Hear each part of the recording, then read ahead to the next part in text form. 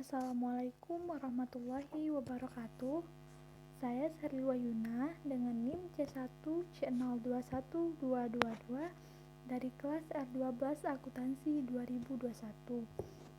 Baiklah, kali ini saya akan menjelaskan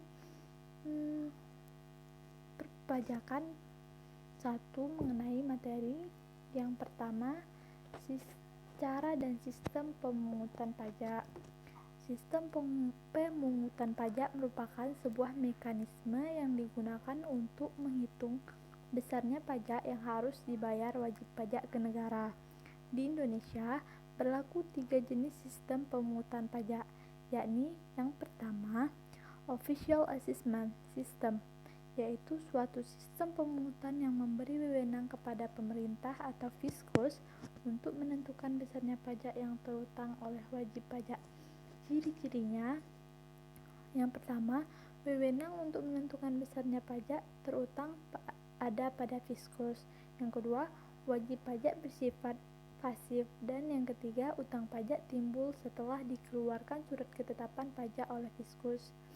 Yang kedua, Self-Assessment System, yakni suatu sistem pemungutan pajak yang memberi wewenang kepada wajib pajak untuk menentukan sendiri besarnya pajak yang terutang. Ciri-cirinya yaitu yang pertama, menentukan besarnya pajak terutang dilakukan oleh wajib pajak itu sendiri. Kemudian wajib pajak berperan aktif dalam menuntaskan kewajiban pajaknya, mulai dari menghitung, membayar, hingga melaporkan pajak. Dan yang ketiga, Fiskus tidak ikut campur dan hanya mengawasi. Kemudian kita masuk ke tarif pajak. Tarif pajak adalah suatu dasar pengenaan pajak atas objek pajak yang menjadi tanggung jawab para wajib pajak. Tarif pajak dapat berupa persentase yang ditentukan oleh pemerintah. Ada berbagai jenis tarif pajak dan setiap jenis pajak memiliki nilai tarif pajak yang berbeda-beda. Secara struktural, tarif pajak dibagi menjadi 4 jenis. Yang pertama, tarif sebanding atau proporsional, yaitu tarif berupa persentase yang tetap terhadap berapapun jumlah yang dikenai pajak, sehingga besarnya pajak yang terutang proporsional terhadap besarnya nilai yang dikenai pajak. Contohnya, untuk penyerahan barang kena pajak di dalam daerah pabean akan dikenakan pajak pertambahan nilai sebesar 10%. Yang kedua, tarif tetap, yaitu tarif berupa jumlah yang tetap atau sama terhadap berapapun jumlah yang dikenai pajak, sehingga besarnya pajak yang terutang tetap. Contoh, besarnya tarif pajak bea materai untuk cek dan bilet giro dengan nilai nominal berapapun adalah 3.000. Yang ketiga, tarif progresif, yaitu persentase tarif yang digunakan semakin besar bila jumlah yang dikenai pajak semakin besar.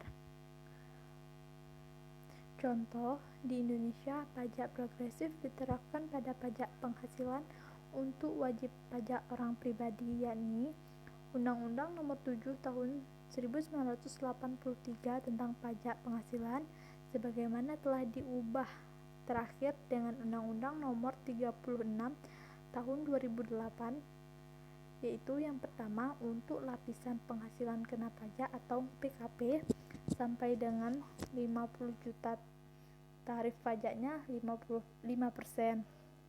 Yang kedua, untuk lapisan PKP di atas 50 juta hingga 250 juta, tarif pajaknya hanya 15%. Kemudian untuk lapisan PKP di atas 250 juta sampai 500 juta, tarif pajaknya 25%. Dan yang terakhir, untuk lapisan PKP di atas 500 juta, tarif pajaknya 30%. Kemudian yang keempat, tarif degresif, yaitu persentase tarif yang digunakan semakin kecil bila jumlah yang dikenai pajak semakin besar. Kemudian kita masuk ke fungsi pajak. Fungsi pajak Ada beberapa. Yang pertama, fungsi anggaran atau budgeteer, yaitu pajak berfungsi sebagai salah satu sumber dana bagi pemerintah untuk membiayai pengeluaran-pengeluaran. Yang kedua, fungsi mengatur atau regular, yaitu pemerintah bisa mengatur pertumbuhan ekonomi melalui kebijaksanaan pajak. Dengan fungsi mengatur, pajak bisa digunakan sebagai alat untuk mencapai tujuan. Contohnya dalam rangka mengiring penanaman modal, baik dalam negeri maupun luar negeri, diberikan berbagai macam fasilitas keringanan pajak. Dalam rangka melindungi produksi dalam negeri, pemerintah menetapkan bea masuk yang tinggi untuk produk luar negeri. 3. Fungsi stabilitas. Dengan adanya pajak, pemerintah memiliki dana untuk menjalankan kebijakan yang berhubungan dengan stabilitas harga sehingga inflasi dapat dikendalikan.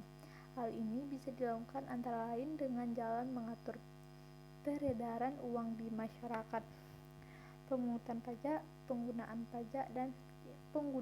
pajak yang efektif dan efisien. Kemudian yang keempat, fungsi redistribusi pendapatan.